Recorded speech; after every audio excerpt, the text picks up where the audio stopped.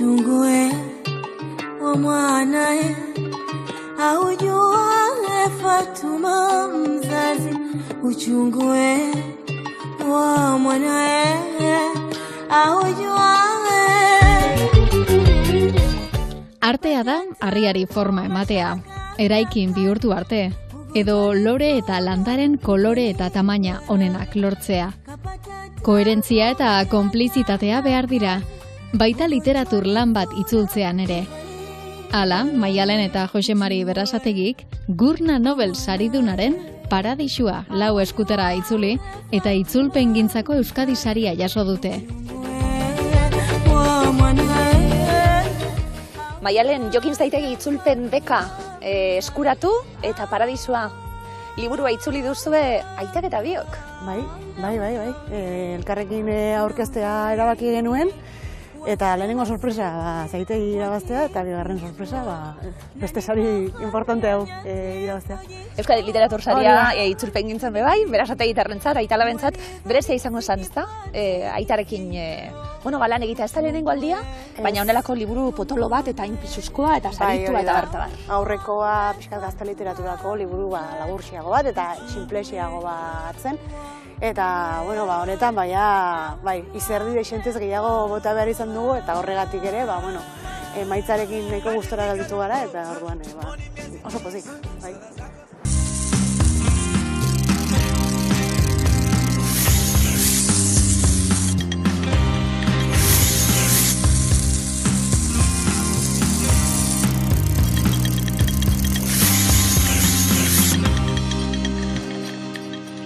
Nobel saria da egilea, liburuaren egilea, eta Nobel sariaren Paradisua lana, euskaraz dakarzuie. Ze ikuspegi ez da, nor da bera, eta zer aurkituko dugu holan Paradisua honetan? Gurna da, idazle tanzaniar bat, Zanzibarkoa. Eta, mendebaltarrok ohituta ez gauden ikuspegi bat emango digu jakina. Eta Paradisua zer den, ohiko definiziotik oso urrun dagoen paradisu bat esan dezagun, labur esan da. Itzultzailea Maialen zeu, liburu asko itzulita, liburu ezberdinak, sortzelan batzuk bebai, kazetari lanak bebai, idazten, une oro. Nahi eta ez, kazetari lanik eta ez dut egin, baina beste hainbat disiplinetan gustora. Eta modu batera bestera, itzultzean ere azkenean pixka bat idazte lanak ere egiten ditugu, ezinbestean. Maialen, nolakoa izan da inok entzumarik aitarekin lan egitea, suposatzen dute berezia izango zala, eta akuilua izan da, aita horri izatea, nolakoa izan da bizion arteko elkarlan hori? Esperientzia berezia izan da esan, eta nik uste dut biok oso jarrera honez hartu dugula, eta honez honean jarduteko asmo biziarekin, eta oso ondo moldatu gara, elkarra respetatu dugu, elkarren osagarri jardun dugula iruditzen zait, eta elkarra berazteko ere balio izan digula, beraz, pozik. Batu egingo zaigu elkarrizketara, gaur berezi egingo dugu, hasieratik 3 lagun egongo garelako liburua, esan duguna, 2 lagunek egin duzue. Aitarekin batuko gara berehala. Ederki. Aitak beste zerbait esan zain gelditu zen Jusuf. Etzekien zergatik, baina ez zitzaion gustatzen bidaian joateko kontu hura. 4 eskutara itzulitako lana, Maialen, aitarekin batera, Jose Marirekin batera egindako lana. Nola itzultzen da 4 eskutara, Jose Mari? Oso erraz, Maialen egin ezkero. Gauza bera diot. Oso ondo moldatu gara esan, eta hori, metodo bat baina gehiago erabil daitezke, nik uste dut 4 edo 8 edo esku askotara itzultzeko. Baina guri iruditu zitzaigun liburuari osotasun bat eta koherentzia bat emateko teknika jakin bat zela honena, ezta? Hasierako zirriborroa edo esan dezagun nik egin nuen, eta gero hurrengo pasaharak bigarrena Maialenek, eta hirugarrena nik, eta laugarrena biok batera, eta, bueno, behin eta berriro. Irakurle moduan ez delako nabaritzen, inondik inora, estilo aldaketa bat, eta agian hori izango delako zailena, badakigulako lau eskutara egindakoa dana, baina egile bakarrak egin dabe, bueno, irakurle moduan jasoko genuen, ez da nabaritzen, zein nan zeinen zatia. Posten gara. Ez, bai, gure lanetako bat hori zen jakina. Idazle bakarrak idatzi duenez, eman dezala euskeraz ere, egile bakarrak egindako liburu bat dela, ez? Bueno, Jokin Zaitegi, saria, ez da lehenengo aldia, saria irabazten duzuna bebe bai, Jose Mari? Bai, bigarrena da oraingoa. Bai, bueno, oraingoa. A ber, hau guk urteak pasa dira, irabazi genuenetik, gero bakizu irabazten duzunetik, egin, gero argitaratu, eta denbora joaten da, ez da. Eta aspaldiko gauza bezala ikusten dugu, baina bai, egia da, aurretik Peter Hankeren, atezainaren larria, penaltiaren aurrean. Gol jaurtiketaren aurrean, edo olako titulo luze bat zeukan. Eta ura izan zen lehenengoa, eta oso desberdina. Erabat desberdina liburua. Aukeratzen da, zer itzuli? Aukeratzen dute Zaitegiko AED elkarteak, eta ezakite elkarrere erabaki horretan, pentsatzen dut baietz, denen artean erabaki dutela, baina, bueno, gero hori lehiaketa ateratzen denean, guk ez dugu ezer aukeratzen. Nahi duena aurkezten da, eta suerte baldin badu. Batez ere lehiaketarako amu polita hartzen dute. Bai. 3 orrialde bakarrik itzultzeko zera da. Lagin bat jartzen dute, eta, 3 orrialde itzultzea. Azkenean, errexe egiten duzu dozka amu horri, ez da? Nobel sari bat, kasu honetan, euskaraz irakurteko aukera, esan dugu bai Euskadi Literatur saria, ere jaso duzu, itzulpen onenaren Euskadi Literatur saria.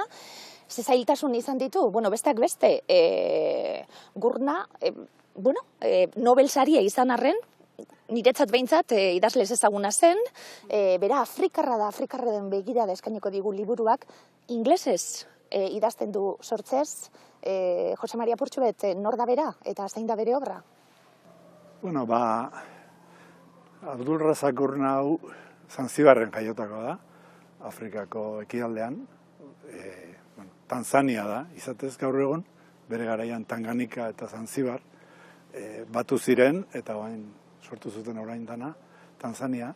Eta hau da, izatez jatorriz, Yemen aldetik, Arabiar Peninsulatik etorritako merkatari familia bateko semea, ezta? Eta 74an izan zen iraultza bat, hor, eta bota zuten elite arabiarra, eta orduan honek handi bi urtera edo, alde egin zuen Bretaña handira. Eta han ikasi, doktoratu, eta hango Kenteko unibertsitateko irakasle izan da urte askoan. Beraz, kritikari ere izan da, idazle, 10 novela idatzi ditu, ipuin pilo bat, hau laugarrena da, bere 10 noveletan laugarrena da. Eta, hau 1984an argitaratu zen, eta berak honen jarraipentzat jotzen duen Afterlives, argitaratu zuen 2020an, oen dela gutxi. Eta berak dio honen jarraipentzat jotzen du berak Afterlives hori.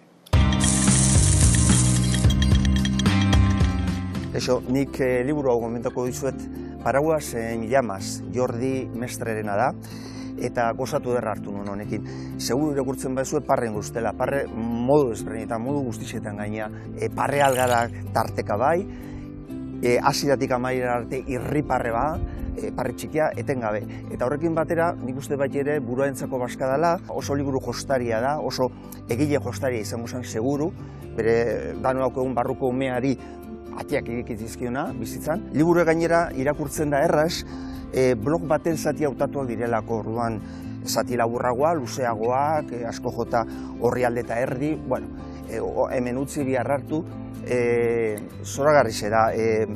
Eta gainera, nire eskutara iritsi zen, liburu saltzaile bat, tematu zalako, eramantzazu hau, utzitzazu eskuen dituzunak eramantzazu hau, eta alaz izan zen, lehenengo horretiken irriparrez, eta gaina sentsazio berezi horrekin, egileak eramaten nahuela, kale baten muturrera, zan ez hor zoragarri topatuko etela, eta muturrera nahuenean iaia, Ez ba txikito, bestatetik da, guztu. Hau da, dauke harridura, harritzeko gaitasuna, jorratzeko bide darra ematen du. Nahi nuke bigarren liburu bat irakurri Jordi Mestrena, baina ezinezko izango da. Liburu hau postumoa da, bere bloga interneten idazten zuen, baina 2016an zendu zen bera, eta liburua kaleratu da blogaren jarraitzaile sutsu bat, Enrique Vilamatas idazlea, tematu intzalako argitaletxe baten bile, Pepitas de Kalabazak atera du eta gomendatzen dizuet. Ze ariketa, edanontzat irakurle moduen, zuentzat itzultzaile moduen, zema lan itzuli dituzun, maialen, ze ezberdinak esate baterako, ezta? Ze begirada proposatzen digun? Esan dugu Afrikako gizon bat, bere herrialdea utzi duena, ariketa ikaragarri egingo duelako bidaia fisiko bat egongo da, bidaia vital bat bebai egongo da, Yusuf izeneko pertsonaia ume bat abiatuko da, ikusiko dugu nola hasten den bebai, zenbat gauza, testu ingurua, sasoi konkreto baten kokatuta egongo delako, zenbat gauza guretzat, eta irakurle moduen dinot, oso ez ezagunak zienak, oso pentsa ezinak zienak, zelan egin aurre honi danari dinot gure begiradarekin. Imaginatzen zailak diren egoeretan eta bai, testu inguru politiko eta zeretan jartzen gaitu. Nola egin aurre irakurle batek, adibidez mendebaldar batek edo euskal irakurle batek? Nik uste dut alde batetik behar bada aurre iritziak alde batera utzita argi eta garbi, ez? Azteko beti hitz egiten dugu Afrikako literaturari buruz eta Afrika, zer da Afrika, ez da? Kontinente erraldoi bada, hamaika kultura, hamaika hizkuntza, hamaika herri eta zera daude. Eta pixka bat, gure, ez dakit, aurre iritzi, simplista xamarroiek, nik uste dut pixka bat alde batera uzteako eman zaigula, ez? Behar bada, ohituago gaude, Joseph Conrad baten begiratzera Afrikari, eta oso begirada interesgarria da hori ere, baina beti ere nik uste dut bertako norbaiteke kontatuta oso aberasgarria sortatuko zaigula. Paradisua, ze izen daukan liburuak? Horrek ere igual lagundu arrakastan, ez da? Bai. Segun ze izen buru jartzen duzun, erresagoa da gogoratzen, ez? Eta paradisua gure kulturan, eta erlijio guztietan, izen bat erresago gogoratzen eta harrapatzen zaituna, ez da? Sarian, Paimaiaren sariketa horretan, irakurterrez hori, izkera hori, eta zeuen, lumaren arintasun hori aipatu da, sari emoterakuen bebai, esan dugu, hasierako itzulpena, zeuria izan dela, Jose Mari gero orrazketez berdinak etorri arren, esango dugu, zer gordetzen duen liburuak, baduelako, suahiliera zeiatzitako hitz batzuk daude, jatorriko liburuan ere badaudenak, noraino errespetatzen da hori, noraino ez, zelako lana izan da? Batetik esan behar da, Abdulrazak Gurna, ama hizkuntzaz, suahilia dela bera, hango kulturan, inguruan zituen arabiera batez ere, eta indiatik etorritako hainbat hizkuntza, eta esaten denean hizkuntza asko daudela, askotan neurria harrapatzea kosta egiten zaigu. Eta nik ez dakit, nonbaitean idaztea tokatu zait orain, honen kontura, Tanzanian bertan, 114 hizkuntza daudela. Errez esaten da, Wow. 114, Eta horietakoa da suahilia. Eta suahilia da, 16 milioi personaren ama hizkuntza, eta guztira 101 milioiren hizkuntza. Bigarren hizkuntza beraz, gainerako 80 pikoena, ez da? Eta lingua franka moduko bada, inguru hartan, ingelesarekin batera, ez? Orduan, nola eutxi, hango zera horri, niretzat teknika, ez da oso sofistikatu, ez? Norbere haurtzarora jo, 11 urterekin norbera zertzan, gehiegi pentsatu gabe, ez? Eta belarria jarri garai hartan, gu txikitan, egiten genuen eta entzuten genuen euskara horretan, ez? Eta pixka bat naturaltasunaren bila hortik jota, ez da? Alde batera utzi gabe, erregistroetan eta zuka edo ika edo horiek ere, modu egokian sartzeak ere laguntzen du elkarrizketetan eta bisitasun hori, gure belarrian daukagun ustezko bisitasun horri eusten eta auspo ematen, ez da? bizitasun horretan, apurtxu eta aurretik berbetan egon gara, irakurleari gonbite egin bebai, irakurtzeko, eta segi irakurtzen, esan duguna, bertako eta euren izkerako berba batzuk egon arren, oso ondo ulertzen diena testu inguruan eta bebai, baina jarraitzeko eta ikusteko azkanin zeri buruz ari garan, eureke, hizkuntza ezberdinetan arituko dira euren artien, Hori da, azken batean idazle honek hori egiten dakite oso maisuki, ez?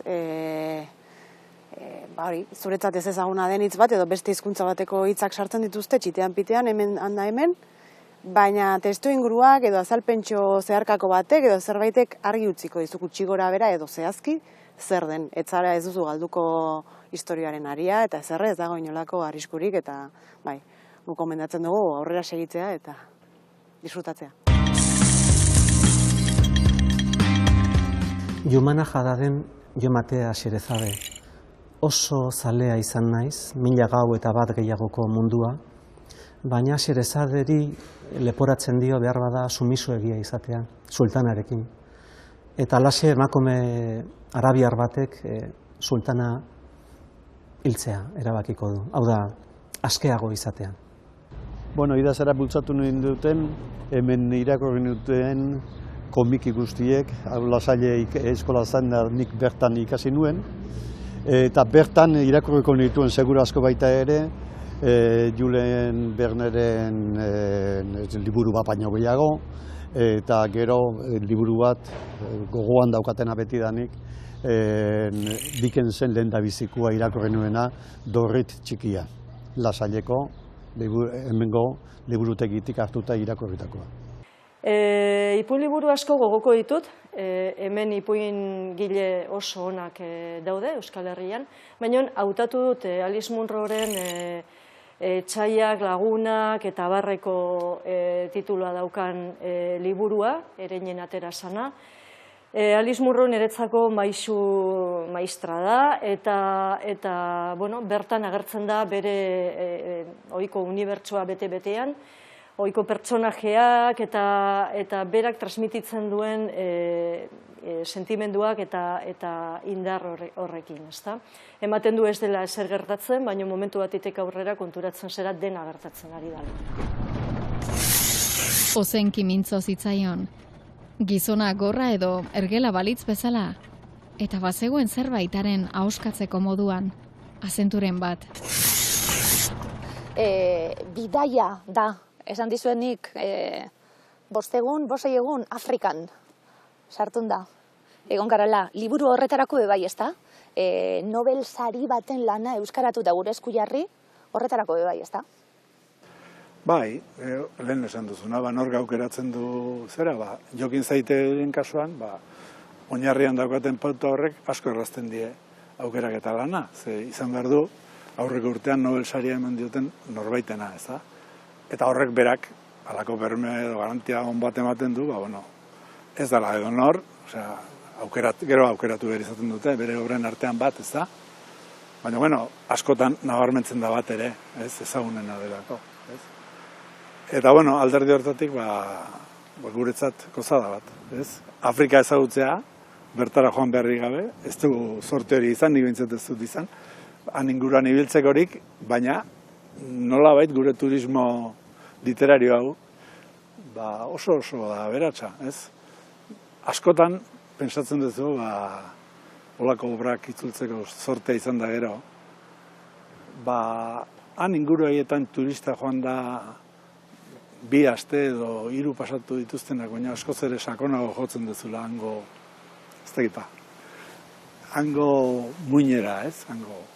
Eta irakurrita gero irakurle moduen bebai, informatibo ikusten egunotan, Kanariar Ruartetara, zenbat jende iristen ari da, 2023 urte honetan bebai, eta zen lotura honekin guztiarekin, kokatze aldera niri kostatu zaite, sasoia kontuan hartzie, bestak beste, lehenengo gerra, mundu gerraren aurrean kokatuko da, kolonialismoaren aurretik, Europarrak iristen dabiltz, momentu honetan, inglesak, alemanak batez be, iristen dabiltz, baina Afrika momentu horretan zertzen, zer etorri dan gero, zelako bizimodua zuten, ez dakitza esklabotzari buruz hitzegin aldan liburua irakurrita be bai, zenbat harimotur, Maialen da gaur egun be, honen guztiaren zantzua bizitzen ari gara. Bai, egia esan, niri pixka bat kostazitzaidan konturatzea, hori ez, ze garaitan girotua dagoen ez dagoela oso garbi, ariketa ikusten duzun arte, hori ez, kolonialistak, alemanak eta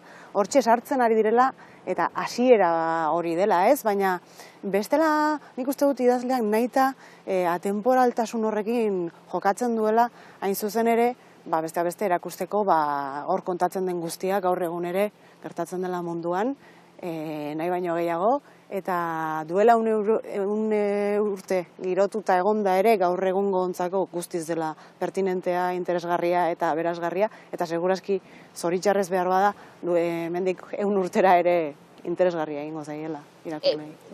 Sasoia kokatzen zema laguntzen duen, mutiltxuari zemat gustatu historioak entzutie? Merkatarien historioak, jende guztiaren historioak, jende zarragoaren historioak, apurtxo bet, kokatzen gara bai esaten duzu. Internetik ez da, eta telebistarik beha penaz agian, eta telefonorik beha penaz liburuan. Bai, ahozko literatura, Josufek izugarri gustura entzuten ditu merkatarien, eta hango dendarien, eta tabernarien, eta zaharren, eta historioak, eta horrela ikasten du bizitza zer den, besteren ahotan, baina belarritik. Ez irakurrita hainbeste. Egia esan, Korana irakurtzen eta ikastera ere joaten da, berandu xamar, eta irakurtzen da Korana, baina zer ulertu gabe. Gehiago da, irakurtzen ikastea gehiago da, Korana. Aldiz, bizitza ikasteko, urruneko historioak, hurbilekoak, zerukoak, infernukoak, danak nahasten dira oso hitz gutxitan eta hitz bisietan, eta horiekin gozatzen du, eta guk ere nik uste dut, eta irakurlek ere uste dut baietz, gozatuko dutela, ez da, historio horiek entzuten.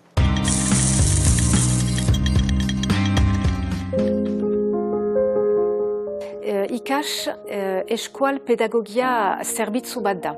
Eta beraz badira bi ardatz nagusi, eskual materiala sortzen dugu, badugu argitaletxe gisa materiala sortzen dugu, eta mediateka dugu. Beraz biziki lotua da irakaskuntzari.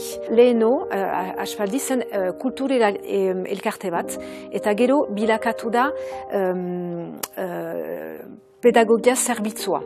Geroztik, beraz, mediateka osatu da, handitu da, eta bereziki 2009an ikas lekuz aldatu da, unat etorri gira, lekua egokia da, publikoa errezibitzeko, jakinez irakasleak etortzen dira, nagusiki, baina publiko zabalari ere irekiak girela. Gure publiko nagusia irakasleak dira, naiz eta publiko zabalari ere irakiak izan. Beraz, hemen euneko 76 materiala haur eta gazte literatura da. Beraz, zinez gure berezitasuna da haur eta gazte literatura biziki importantea dela hemen. Onura hainiz, badira, nik lana biziki maite dut, liburuak deskubitzea, gero irakurleekin aipatzea, aholkatzea, nik irakur biziki maite dut irakurtzen, eta beraz hemen da paradisu bat. Malurak, badira ere, eta adibidez, ezakit beste mediatekat nola den, baina irakurle batzuek ez dituzte dokumentuak itzultzen, eta beraz haien gibedean ibili behar dut, eta hori biziki akingarria eta desatsegina da. Adibidez, Marijan Minaberriren liburu batzuk, zaharrak, biziko politak, emango eskualkian idatziak eta horakoak. Eta gero, beste altxorak zer dira, berriki ikasek argitaratu duen albuma, Izar Saltzailea, eneko bideganaik idatzi duna, enetako hori da, altxor bat zinez literaturan.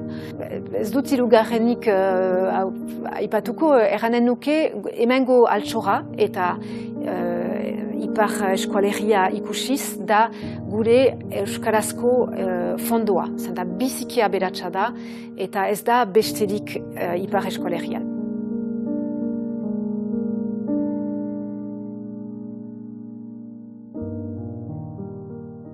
Hasieratik bertatik, Jose Mari, umeak etxetik urtengo duelako, osaba hasizekin, ustez, gero konturatuko garala ez dela osaba, gero konturatuko garala hor zor bat dagoela, aitak, zor dio, diru bat merkatari horri, eta semearekin ordainduko dio, eta bar, eta esaten dugu bigarren hirugarren horri alderako, wow, benetan?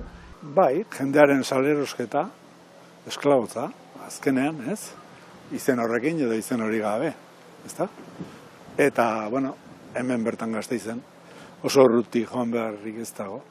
Badaude jauregi ederrak, esklabistek irabazitako diruekin eginak, eta, iruditzen zaio gauza, ez dakit, urrutikoa, leku urrunetako gauza bat dela esklabotza, eta, klaro, euskaldunok izan gara esklabistak, eta,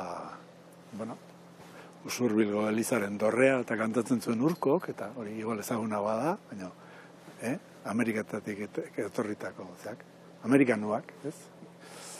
Orduan indianoak, hori edanak zertatik atera zituzten beren zerak. Afrikan ere gauza desberdinak gertatu dira Afrika osoan, guretzat ezagunena da handik Ameriketara, Karibe aldera, eta eramandako esklabo pila, ez? Ze itxasontzitan, tartean euskaldunak ere, bai. Eta horrezaz aparte, hau gehiago da Afrika ekialdea, eta hor ere, egon da merkataritza oso potente bat, eta zertan oinarritua, besteen zapalkuntzan, merkataritza guztiak bezala, ez da. Gero hemen ere ez dela batera urruneko kontua, azkenen familia pobreek eta semea alaba asko eukituztenek eta ere, igual esklabo saldu hola ofizialki ez, baina semeak lanera beste leku batera bidali eta praktikamente ume hori familiatik deserrotua bizi izatea, ez dut uste hain aspaldiko kontuak direnik ere. Liburuak, oso ondo adierazten duen beste sentimentu bat esango nuke, etorkizuneza hori ez da, segurazki pertsona batzuk non jaio diren eta ze familiatan jaio diren, zemat baldintzaten duen, azkenien existentzia guztia. Bai, badago alako, etxipen eta desesperantza bat, hori, deserrotua bizitze horrek dakarkizuna eta ikusteak, ez daukazula, benetan ez duzula aukerarik eukiko hortik ateratzeko. Eta hala ere, iruditzen zait, liburuan, hori, giza sen edo bulkada moduan Yusuf beti ari dela, lehen esan dugun bezala, dela kontu kontari ari direnei entzuten edo dela hori lorategi paradisuzko horri begira eta beti ari dela nolabait ere, ezakit, edertasunaren bila nolabait ere eta gizatasunaren bila, ez? Maitasunaren bila, azten danin beste ameslaria zara, esango dio baten batek, ameslaria da bera, gauza ederrenetako oiek, amets egiteko gaitasuna, mutila daukan amets egiteko gaitasuna, Lorezainarekin, berbetan da bilenien, askatasuna zer da, ez da? Kendu alda, pertsona baten askatasuna horrek ere gogoetarako ematen duelako, baina spoilerra egin barik, amaiera hori, hau ezabalik, uzten gaituena, eta esaten zu, baina, gero aukerak, Jusufek egingo du aurrera, bere izateko eragatik, irakurleak izango du, hori ere erabakitzeko kontua, baina esan dako ez da, eutxi behar ametsoiei, eta eutxi behar izaera horreri. Bai, nolabait ere nik uste dut hori, nahi gabe ere uste dut bizirik irauteko eta, gizaki gisa irauteko modu bat dela, ez? Nolabait ere, nahi gabe ere duintasun bati eta eusteko, azkenean ezakit ametsak, esperantzak edo zer den, baina zerbaiti heltzen diogu, azkenean denok nahiz eta oso egoera gogorretan bizi izan, ez? Bai, eta ametsak aipatuta, ametsak bakarrik ezin dira aipatu. Amesgaiztoak aipatu behar dira nire ustezin indarra handia daukate novelan, ez? Hauek kanpoan, patio batean egiten dutelo, Jalilek eta berak, den daramaten bi mutiko, bat mutiko eta bestea zartxagoa, eta nolako amesgaiztoak dituen txakurrek eraso egiten dietenean, inguratzen dituenean, hor sortzen den giroa, nik uste oso indartsua dela, ez? Indarra handia daukatela amesgaiztoiek, eta, bueno, barrualdera espedizioan dijoazenetan ere,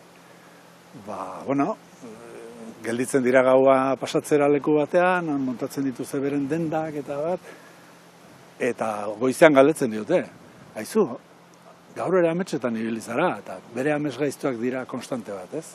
Ze, hotxa handian esaten ditu gauza batzuk, orduan hortik interpretatu behar da nondik nora ibili den, eta, bueno, bai, asko dago, ametsen eta amesgaiztuen inguru horretan. Ni Akaitzen naiz eta Aitor Laranak egindako Zuhaitza liburua aurkeztuko dizuet. 2020 urtean Erein argitaletxeak argitaratutakoa. Unai gaixotasun handi bat duen mutiko bat da. Ez dagoetik altxatu ezin dena.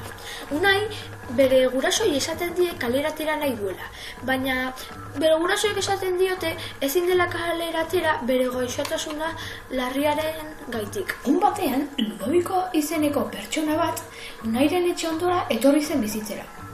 Ludovikok hizkuntza raro bat hitz egiten zuen. Orduan, Unai Ludovikoren etxera joan zen gauez handik egun batzuetara. Hal izan zuen bezala, Unaik ezin zuelako ez da ibili ere egin. Unai Ludovikori eskatu zion bere hizkuntza erakusteko. Bere abestiak, hitzaldiak eta bar gustatzen zitzaizkiolako. Unai ordenagailuarekin zegoen egun batean, asmatu zuen Tanzaniako mutiko batek Jua izenekoa. Bazekiela beraien gaixotasuna sendatzeko toki bat zegoela. Unai eta Jua egun askoz hitz egiten egon ziren Tanzaniara joateko plana prestatzeko. 3 hilabete pasata eta gero, Unairen ama eta aitak esperantoa ongi izatekitenez, Tanzaniara abiatu ziren hirurak Jua eta bere familia ezagutzera. Niretzat, liburu honen alderik ederrena da, Unai eta Jua hitz egiten hasten direnean eta Tanzaniara joateko plana prestatzen dutenean. Liburua nola bukatzen den jakin nahi baduzue, joan alduzuen bezain laster hurbilen duzun liburutegira. Nori gomendatuko diogu, Maialen, irakurketa? Nik uste dut edonorentzako liburua dela, jakin min pixka bat izatea komeni dela, bai? Esan dugun bezala, behar bada arrotz xamarra ingo zegoen mundu batera eramango gaituelako. Eta, bai, behar bada, espiritu sensiblek ere irakurtze dezakete, baina, ohartarazpen txiki horrekin, nik uste dut.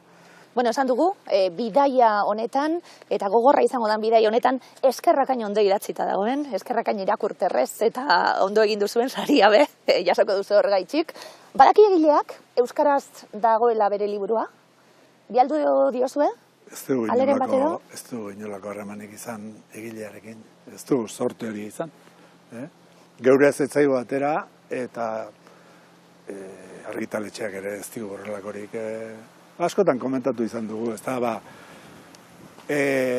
hizkuntza hundiet hegemonikoetan, argitaletxeak ere hundiagoak izaten dira, eta agian erreztasuna hundiagoak dituzte, liburuen promozioetan, egilea ekarri, eta arekin harremanak estutu, eta pixka bat bide hori egiteko, baina, hemen ez dut uste aukerarik egon danik horretarako, gu bintzat. Nik pentsatzen dut gainera orain Nobel saria mantzionetenetik, horrela gertatzen da ez, azkenean merkatuak agintzen du, eta orain arte, ez dakizen bat hizkuntzatan aterata egongo zen, baina orain halako bi izango dira, eta beraz nik uste dut gizonak ere ez duela astirik eta gogorik egiko izulpen guztien gainean egoteko.